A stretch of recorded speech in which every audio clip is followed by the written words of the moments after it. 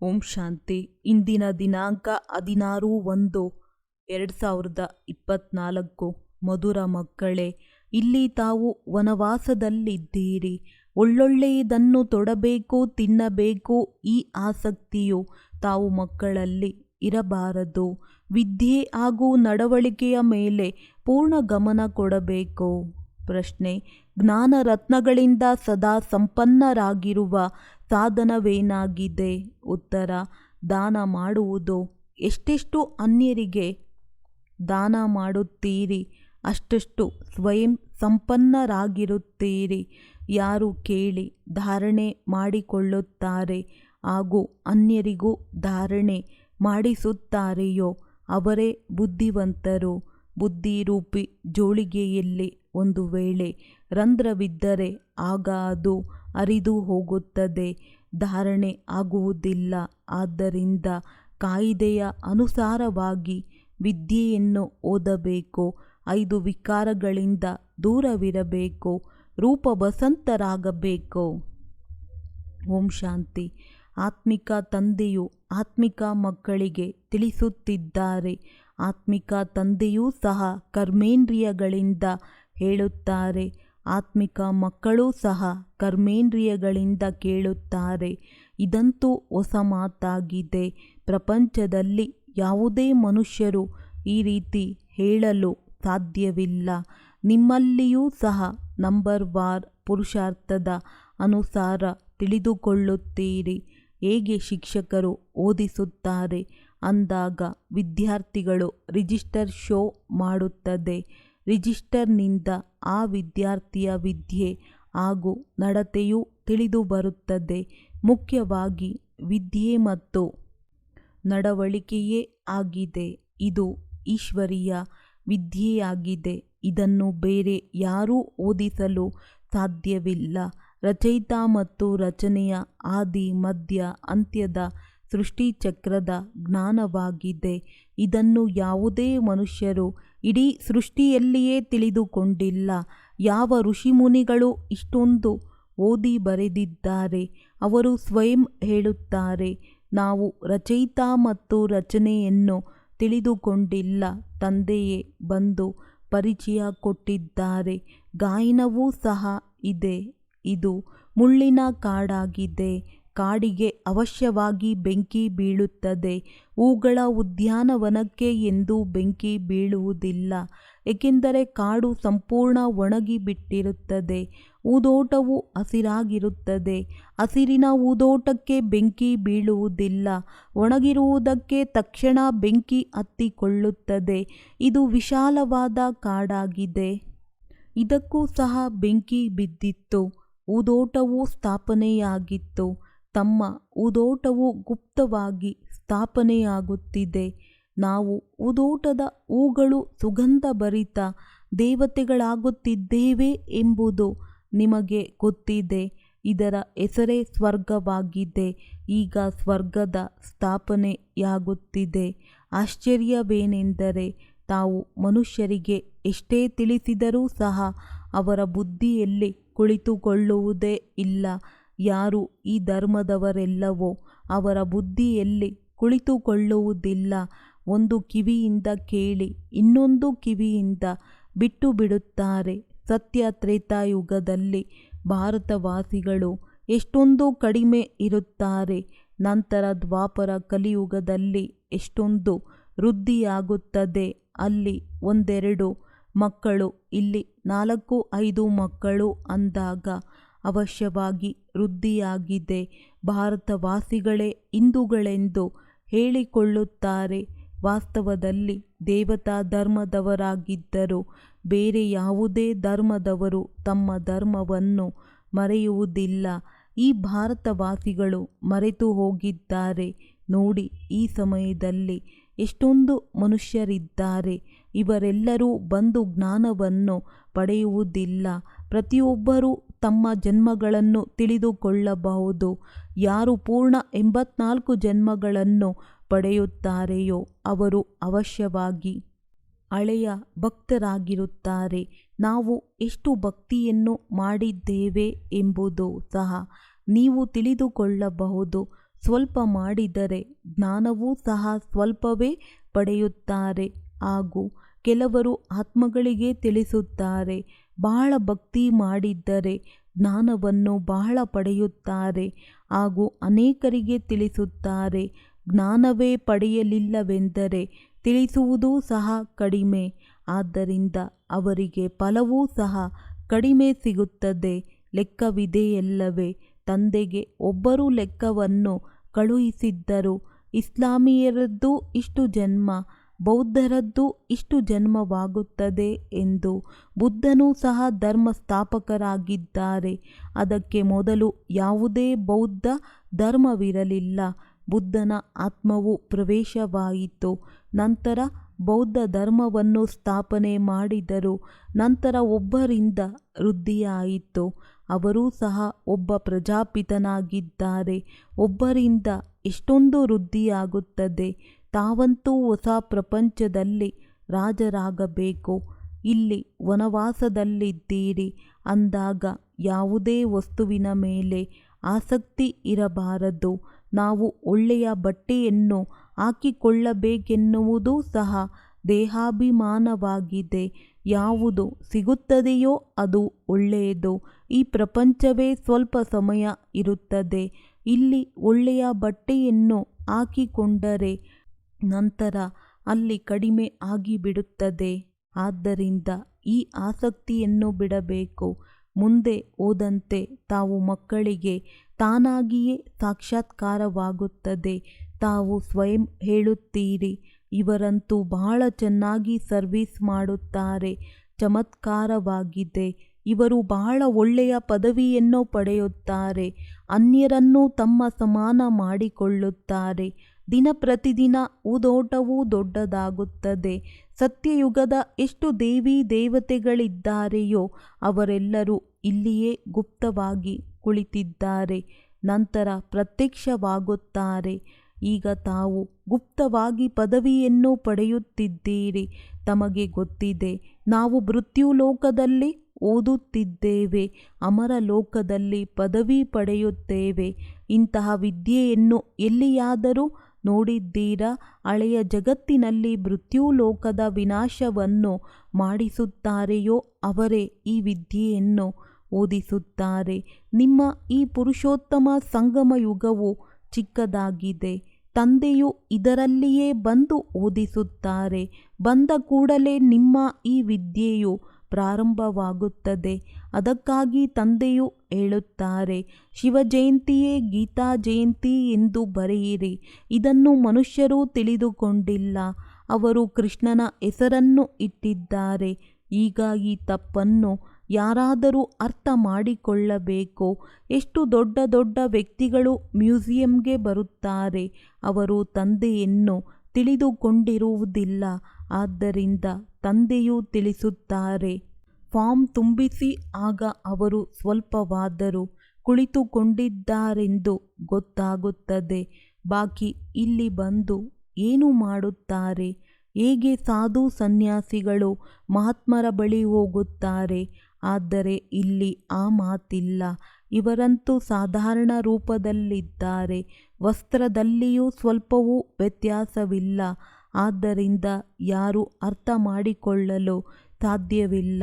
ಇವರು ವಜ್ರದ ವ್ಯಾಪಾರಿಯಾಗಿದ್ದರು ಎಂದಷ್ಟೇ ತಿಳಿದುಕೊಳ್ಳುತ್ತಾರೆ. ಮೊದಲು ವಿನಾಶಿ ರತ್ನಗಳ ವ್ಯಾಪಾರಿಯಾಗಿದ್ದರು. ಈಗ ಅವಿನಾಶಿ ಜ್ಞಾನ ರತ್ನಗಳ ವ್ಯಾಪಾರಿಯಾಗಿದ್ದಾರೆ. ತಾವು ಬೇಹದ್ದಿನ ತಂದೆಯ ಜೊತೆ ವ್ಯಾಪಾರ ಮಾಡುತ್ತೀರಿ. ಇವರು ಬಹಳ ದೊಡ್ಡ ವ್ಯಾಪಾರಸ್ಥರು, ಜಾದೂಗಾರರು, ರತ್ನಾಗಾರರಾಗಿದ್ದಾರೆ. ಅಂದ ಮೇಲೆ ಪ್ರತಿಯೊಬ್ಬರೂ ತಮ್ಮನ್ನು ನಾವು ರೂಪಬಸಂತರೆಂದು ತಿಳಿದುಕೊಳ್ಳಬೇಕು. ನಮ್ಮ ಬಳಿ ಲಕ್ಷಾಂತರ ರೂಪಾಯಿ ಬೆಲೆ ಬಾಳುವ ಜ್ಞಾನ ರತ್ನಗಳಿವೆ. ಈ ಜ್ಞಾನ ರತ್ನಗಳಿಂದ ತಾವು ಪಾರಸ ಬುದ್ಧಿಯವರಾಗುತ್ತೀರಿ. ಇದೂ ಸಹ ತಿಳಿದುಕೊಳ್ಳುವ ಮಾತುಗಳಾಗಿವೆ. ಯಾರು ಒಳ್ಳೆ ಬುದ್ಧಿವಂತರಿರುತ್ತಾರೆಯೋ ಅವರು ಕೇಳಿ ಧಾರಣೆ ಮಾಡಿಕೊಳ್ಳುತ್ತಾರೆ. ಒಂದು ವೇಳೆ ಧಾರಣೆಯಾಗದಿದ್ದರೆ ಏನೂ ಪ್ರಯೋಜನವಿಲ್ಲ. ತಿಳಿದುಕೊಳ್ಳಿ, ಅವರ ಜೋಳಿಗೆಯಲ್ಲಿ ರಂಧ್ರವಿದೆ, ಅದು ಹರಿದು ಹೋಗುತ್ತದೆ. ತಂದೆಯು ಹೇಳುತ್ತಾರೆ, ನಾನು ನಿಮಗೆ ಅವಿನಾಶಿ ಜ್ಞಾನ ರತ್ನಗಳ ದಾನ ಕೊಡುತ್ತೇನೆ. ಒಂದು ವೇಳೆ ತಾವು ದಾನ ಮಾಡುತ್ತಿದ್ದರೆ ತುಂಬಿರುತ್ತದೆ, ಇಲ್ಲದಿದ್ದರೆ ಏನೂ ಇಲ್ಲ, ಖಾಲಿ ಇದೆ. ಓದುವುದಿಲ್ಲ, ನಿಯಮದನುಸಾರ ನಡೆಯುವುದೂ ಇಲ್ಲ. ಇದರಲ್ಲಿ ವಿಷಯಗಳು ಬಹಳ ಚೆನ್ನಾಗಿವೆ. ಪಂಚವಿಕಾರಗಳಿಂದ ತಾವು ಬಹಳ ದೂರವಿರಬೇಕು. ತಂದೆಯು ತಿಳಿಸುತ್ತಾರೆ, ಯಾವ ರಕ್ಷಾಬಂಧನವನ್ನು ಆಚರಿಸುತ್ತಾರೆಯೋ ಅದು ಈ ಸಮಯದ್ದಾಗಿದೆ. ಆದರೆ ಮನುಷ್ಯರು ರಾಖಿಯನ್ನು ಏಕೆ ಕಟ್ಟುವುದು ಎಂಬುದರ ಅರ್ಥವನ್ನು ತಿಳಿದುಕೊಂಡಿಲ್ಲ. ಅವರಂತೂ ಅಪವಿತ್ರರಾಗುತ್ತಲೇ ಇರುತ್ತಾರೆ, ರಾಖಿಯನ್ನು ಕಟ್ಟುತ್ತಲೇ ಇರುತ್ತಾರೆ. ಮೊದಲು ಬ್ರಾಹ್ಮಣರು ರಕ್ಷಾಬಂಧನವನ್ನು ಕಟ್ಟುತ್ತಿದ್ದರು.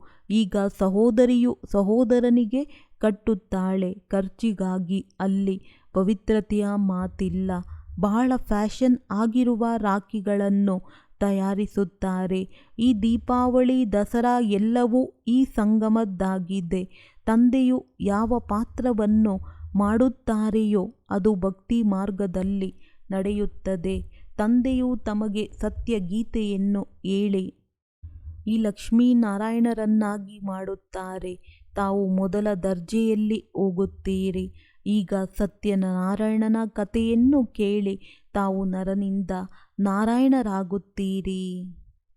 ಈಗ ತಾವು ಮಕ್ಕಳೇ ಪೂರ್ಣ ಜಗತ್ತನ್ನು ಜಾಗೃತಗೊಳಿಸಬೇಕು. ಎಷ್ಟೊಂದು ಯೋಗದ ಶಕ್ತಿಯೂ ಬೇಕು. ಯೋಗದ ಶಕ್ತಿಯಿಂದಲೇ ತಾವು ಕಲ್ಪಕಲ್ಪವೂ ಸ್ವರ್ಗದ ಸ್ಥಾಪನೆ ಮಾಡುತ್ತೀರಿ. ಯೋಗ ಬಲದಿಂದ ಸ್ಥಾಪನೆಯಾಗುತ್ತದೆ, ಬಾಹುಬಲದಿಂದ ವಿನಾಶವಾಗುತ್ತದೆ. ತಂದೆ ಮತ್ತು ಆಸ್ತಿ ಇವರೆರಡೇ ಅಕ್ಷರಗಳಿರುತ್ತದೆ. ಯೋಗ ಬಲದಿಂದ ತಾವು ವಿಶ್ವದ ಮಾಲೀಕರಾಗುತ್ತೀರಿ. ತಮ್ಮ ಜ್ಞಾನ ಸಂಪೂರ್ಣ ಗುಪ್ತವಾಗಿದೆ. ತಾವು ಯಾರು ಸತೋಪ್ರಧಾನರಾಗಿದ್ದೀರೋ ಅವರೇ ತಮೋಪ್ರಧಾನರಾಗಿದ್ದೀರಿ. ಮತ್ತೆ ಸತೋಪ್ರಧಾನರಾಗಬೇಕು.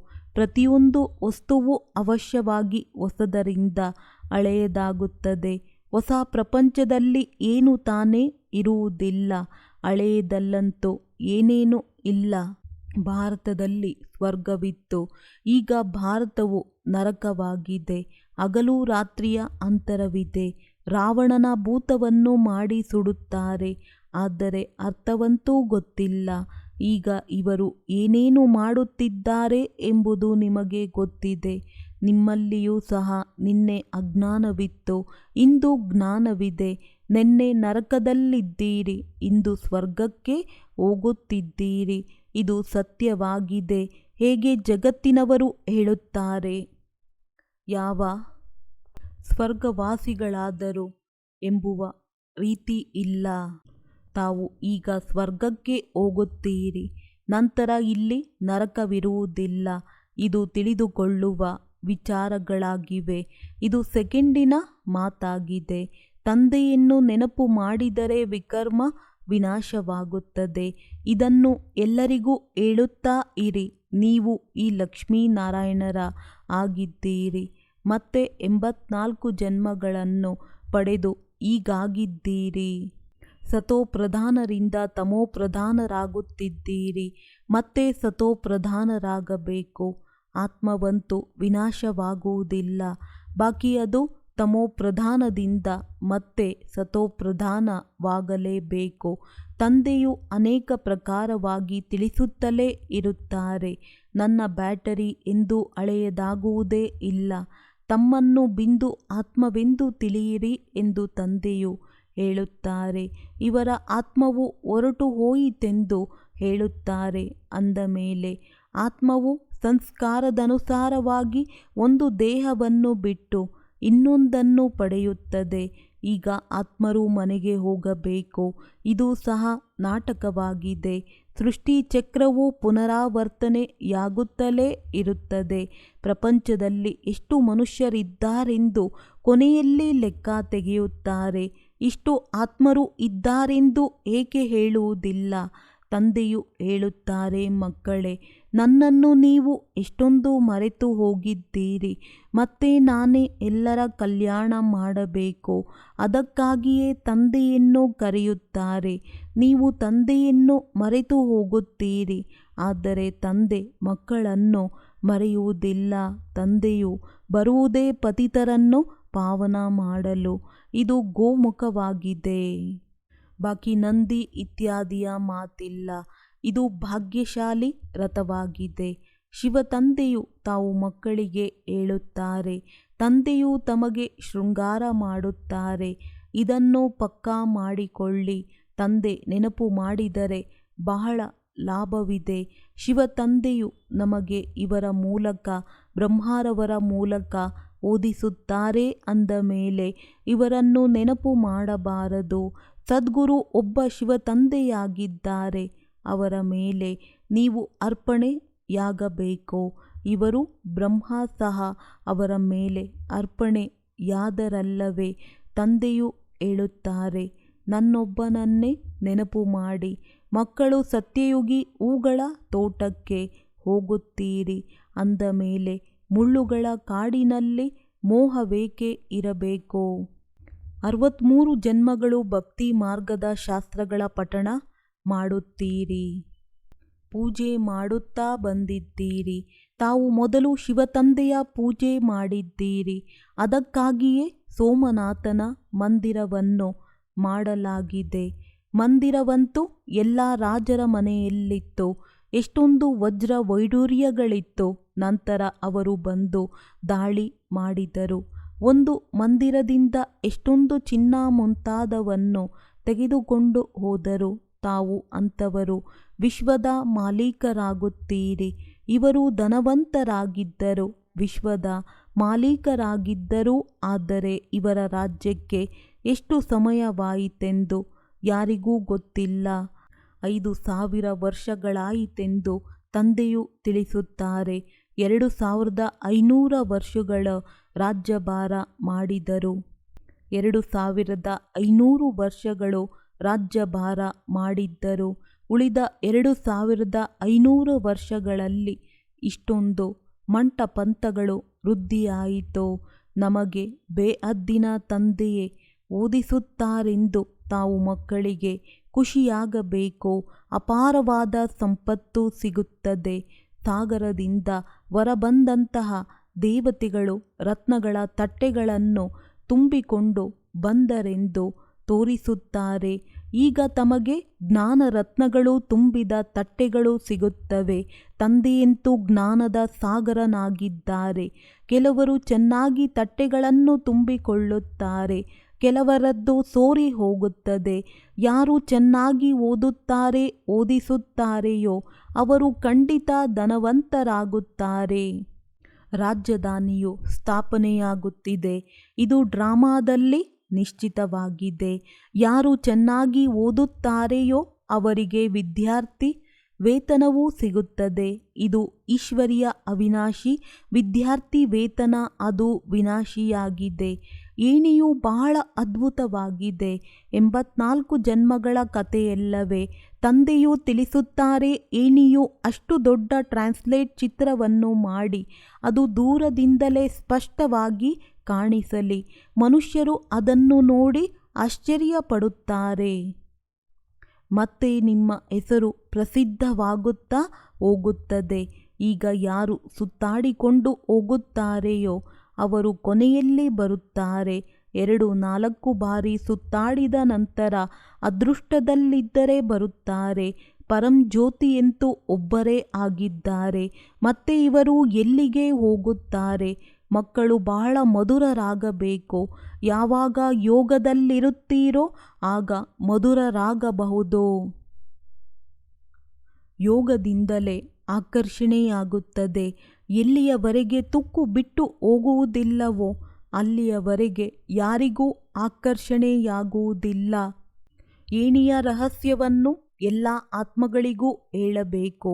ನಿಧಾನವಾಗಿ ಎಲ್ಲರೂ ನಂಬರ್ ವಾರಾಗಿ ಅರ್ಥ ಮಾಡಿಕೊಳ್ಳುತ್ತಾರೆ.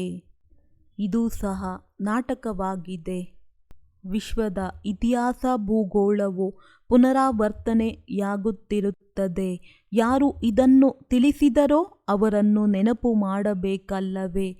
ತಂದೆಯನ್ನು ಸರ್ವವ್ಯಾಪಿ ಎಂದು ಹೇಳುತ್ತಾರೆ, ಆದರೆ ಅಲ್ಲಿ ಕಲಿಯುಗ ಮಾಯೆಯು ಸರ್ವವ್ಯಾಪಿಯಾಗಿದೆ. ಇಲ್ಲಿ ತಂದೆ ಇದ್ದಾರೆ, ಏಕೆಂದರೆ ಸೆಕೆಂಡಿನಲ್ಲಿ ಬರಲು ಸಾಧ್ಯ. ತಾವು ತಿಳಿಸಬೇಕು, ತಂದೆಯು ಇವರಲ್ಲಿ ಕುಳಿತಿದ್ದಾರೆ. ಮಾಡಿಸುವವರಲ್ಲವೇ? ಮಾಡುತ್ತಾರೆ ಹಾಗೂ ಮಾಡಿಸುತ್ತಾರೆ.